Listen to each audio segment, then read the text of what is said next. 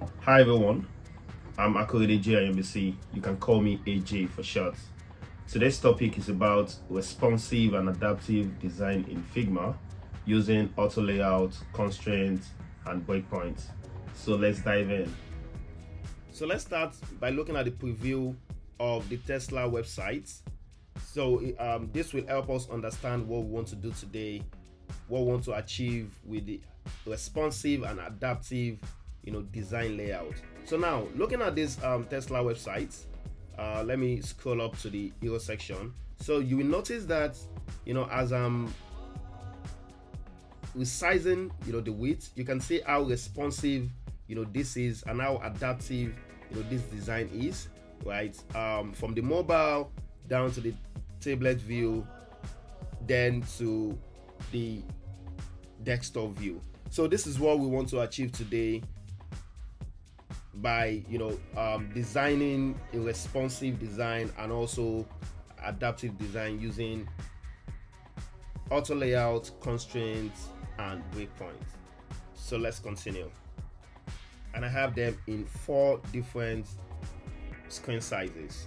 The first one is the mobile screen size. The second one is the tablet. We have desktop normal display, and the last one is desktop large display. So I've already created this down, so I'm going to be showing us how I created this and how I was able to achieve the breakpoint and also the responsiveness. So here is the UI design created in components so that we can be able to achieve the breakpoints here. And as you can see, when I move this from the mobile layout breakpoint and I move it to the tablet, you can see how responsive it gets, right? You can see how responsive it gets. So let me bring it down. This is the desktop normal display, this is the tablet's normal display, and down to the mobile. You can see how responsive and adaptive these screens are. So before we even dive in, I would like to tell us the reason why we need to create this adaptive design. And the reason is because when web developers are implementing our design or are coding out our design, they need to know how it's going to be adaptive using different screen sizes or layouts. And this brings me to the question of what are breakpoints. So basically, breakpoints are different ranges of screen sizes. And today, in achieving a responsive and adaptive design, we are going to be using 98% auto layout, and the remaining 2% is going to be constraints. So let's continue. Is to first design that UI, right? And for me, I always love to start my design with the desktop screen. So basically what we're going to do is to just replicate this briefly, and I'm going to create the design to be adaptive to the tablet and also mobile and then the large display.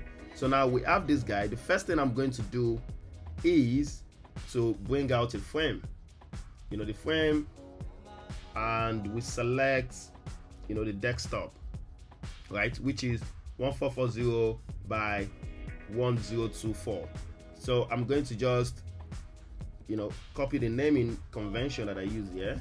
I named this, and I just want to increase the height of this frame. So the first thing I want to do here is to design my header section, and for me, I designed this per section, right? This is the header section, this is the hero section, this is the contact us section, and here we have the footer section. So the first thing I'm going to do, just to fasten the whole process, I'm going to copy out some of these things and just create them using auto layout from scratch. I want to change this background to this color, right? And let me just quickly detach these guys quickly. So now the first thing I want to do is to group these guys, right? The first one I'm going to group is this menu, and I'm going to be using 32 horizontal space between items. Because I already know what I want to design, obviously the first thing I should do is to introduce, my layout grid, right? But for this, I already know what I want to design. I already know my padding, so I'm just skipping that particular step. So the next thing I would now do is to also group these guys. I'm using space between 20. I'm setting it to be center align, also this, and always make sure that you name your frame. So this is menu, this will be buttons, and we have our logo. So the next thing I want to do is to group these guys together, right? So when I group these guys together, I can call these container, and I'm going to use space between.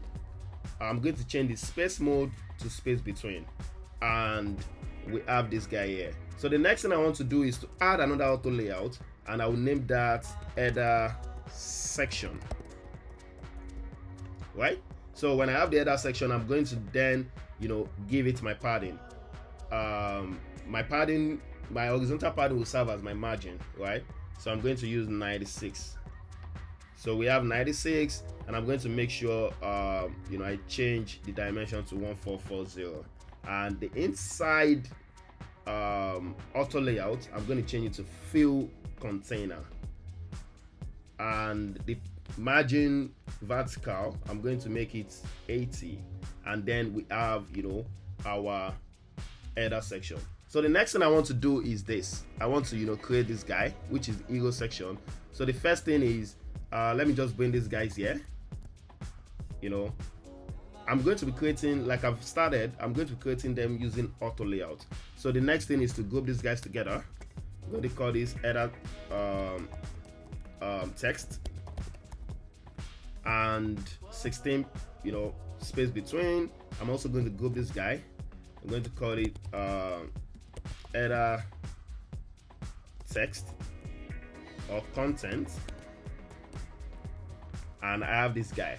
So the next thing I want to do is to introduce a container, right? And the container, I'm going to use the same padding that I used, which is 96, and I'm going to use vertical padding of 120, right? So I'll make sure the inner container here are everything inside, I change them to be fill container, and I'm going to leave this to org.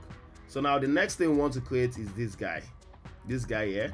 So I will just let me just duplicate this to save us some time. So the way I created this is I made sure I turn everything inside here to fill container, right? I make sure I turn everything inside here to fill container. So I'm going to create another video that talks about auto layouts in probably one of my videos. So let's add this guy here, and let's change this guy from org to fixed, and change this width to 1440. So we have this guy here, and also always remember to name your frame. So I'm going to just name this container, and I'm going to group these two guys together, right? I'm going to remove change the space between to 0, and I'm going to name all of these guys to hero section, right? So now we have our hero section. So one thing you need to note is you need to change all these guys to fill container. You need to make sure you double check, right? And also this guy to fill container. Okay, everything here is fill container. So one thing I want to do is okay, I think I love the way is aligned this way, so we're good. So you can see, oh, we need to make a change to this. Okay, we need to change this to fill container. Then you can see is responsive, right? So let's change this back to 1440. Also, let's try this. This is also responsive. So now the next one we want to replicate is this guy, right? So let me just duplicate this, I'm very sure we know how to create this already. This is a text, this is another text, using auto layout. And like I said, make sure the inside auto layout, like the auto layout inside the auto layout, everything is set to be fill container. So now let's just duplicate this, and yes, so we have this guy here. So what I'm going to do is I'm going to highlight all of these guys and introduce auto layout, and also I'm going to rename this frame to be content.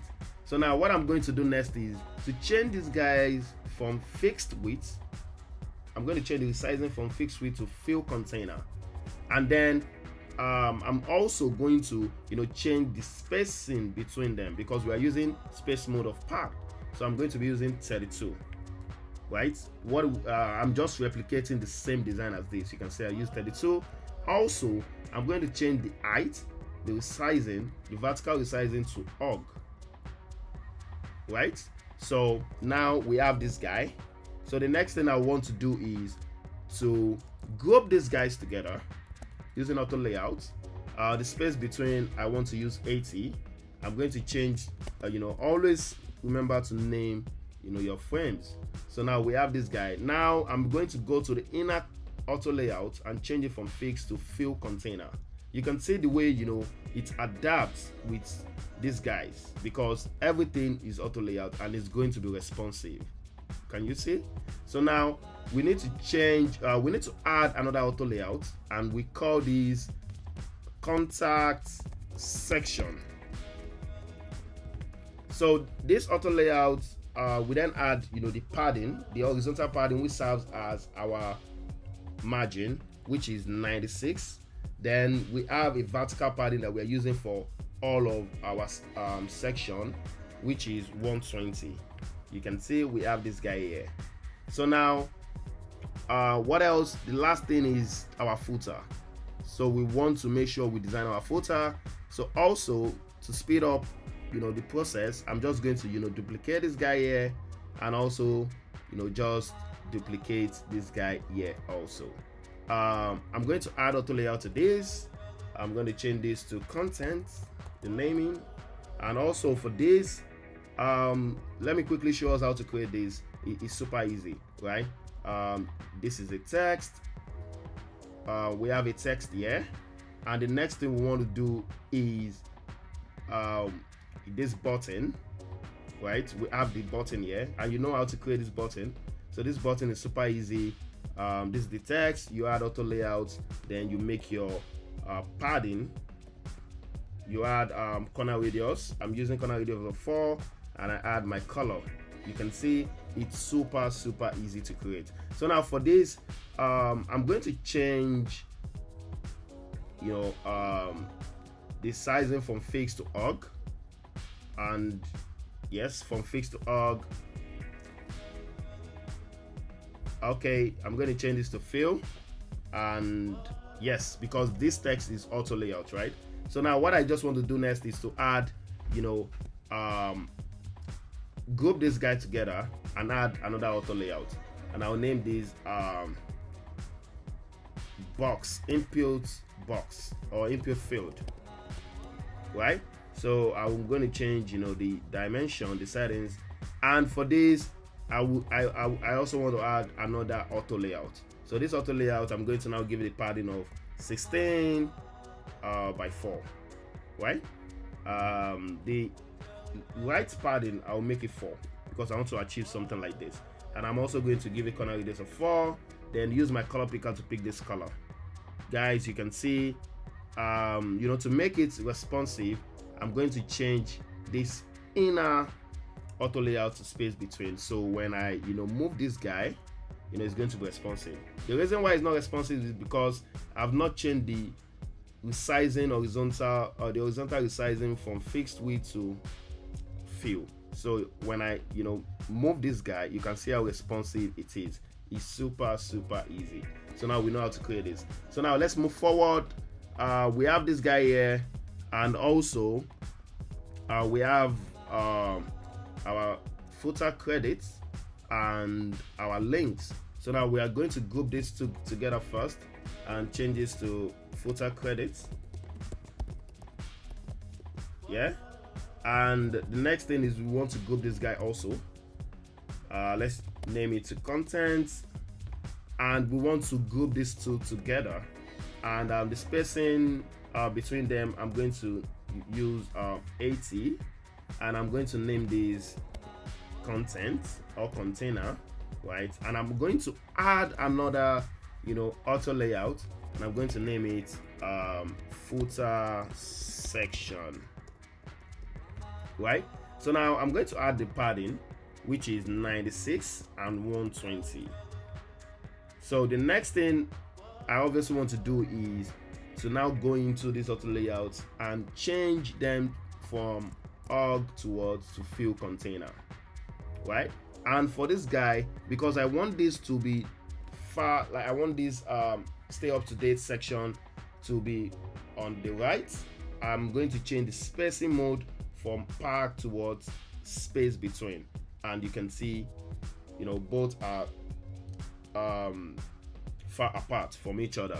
Also, I would do the same to this guy, so it can be far apart. And now you can see we have a responsive footer section. We have this is not responsive. I need to look at what is wrong. You can see the inner frame is not responsive, so now we have a responsive we have a responsive contact section, footer section. What else do we have? We have a responsive hero section and also our header section. So the next thing I want to do is what I want to make sure all the widths are of the same size, which is 1440. 1440. You can see they are of the same size, and I would want to use auto layout to group all of them together, right? So when I group them together, I make sure the space between them is 0. And now you can see we have everything here. So I can come here to now name this frame and say desktop container, right? So now that I have this, the next thing I want to do is to now work on the constraints, because when you look at this is auto layout. For us to achieve a responsive design on our frame, we need to set the constraints. So what I'm going to do is to come to the constraint, change it from left to right. So you notice that this left to right is not visible. You can't click it.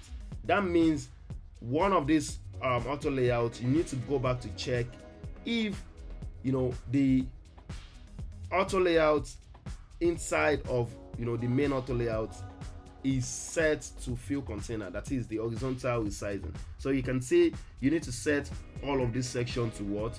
Fill container. So let's try it. Let's click on the desktop container and let's come here. You can see that now we can change it from left to right. So now when we change the constraint from left to right, that's the only thing that we are going to use constraint for. You can see that earlier I said we're going to be using 98% auto layout and 2% constraint. That's the only thing I'm going to be using constraint for. So now when I move this guy, you can see how responsive this design is. Can we all see that? So can we all see how responsive this guy is? So the next thing we now have to do is to make sure we create these guys. We create our different screen sizes. That is, now we've created the normal desktop. The next thing we want to do is to make sure we create our UI for tablets, right? Well, we have to change some spec. Looking at the header here, we have to change the text sizes. This image, I had to reduce it, and also I had to change some things so that it can fit well on the tablet screen. And also for the mobile, I also did the same thing by reducing some of the text and some of the images and sizes so that it can fit well.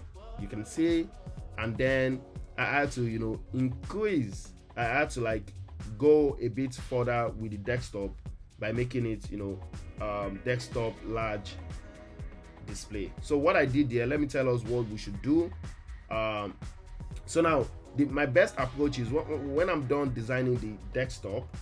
What I just do is to duplicate this guy, the desktop. I change the name and I start, effecting the change. If I'm using a component library or a design system file, I must have, define, my mobile design spec, and also tablet spec, desktop spec. Everything must have been defined probably in my notepad. So I just, easily, just change the size as I move on, and I just keep editing. So I don't need to do double work to now start, editing my auto layout setting. So now let me just tell us the trick for large display. So for large display, I want the main frame to be what? To be 1992. But before I increase that, what I'm going to do is to click on the desktop container here, right? And change it from left to right to center.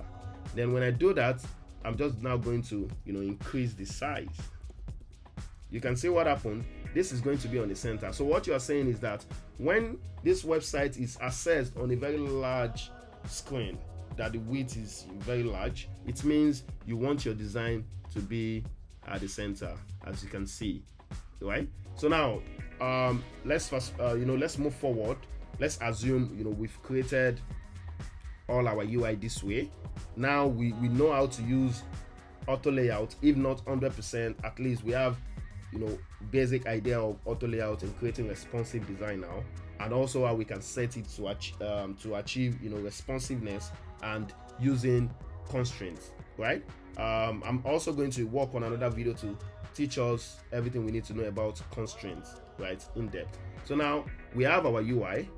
The next thing we now want to do in achieving an adaptive design is to create our breakpoints. So now if you look at this design, you'll see that they are responsive.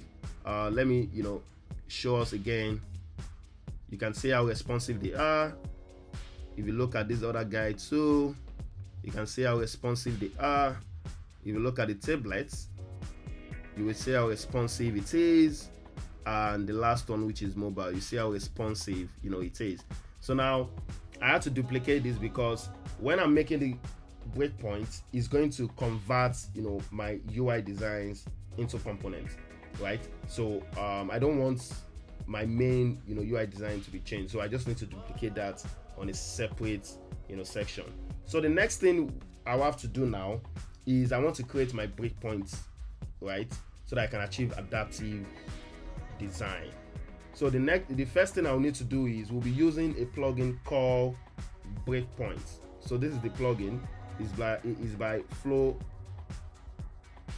Flowware, and you just need to run it. So when you run it, there is a freemium plugin.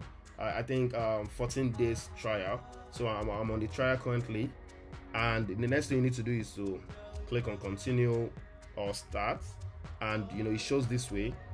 Now you need to click on new adaptive layout, and on your artboard you are going to see this responsive layout displayed on your dashboard. So when you look at this Breakpoints plugin, you will notice that on the horizontal we have 320px, we have 600px. Now you need to add more breakpoints, right? And what will make you add more breakpoints, it depends on the number of screens that you're designing. So now we have 4 devices that we're designing for here: mobile, tablet, desktop normal view, desktop display view. And if you look at this, you'll notice that in my naming convention, I use the width, the sizing. You can see I use all the sizing. So now I need to make sure I add 3 more points. 2, 3, right? So now for mobile, I always start with 320 to 600. So that means 320 to 600 is the breakpoint for our mobile. Then we move another step to 1024. So 1024 down to 601 is our tablet, breakpoint.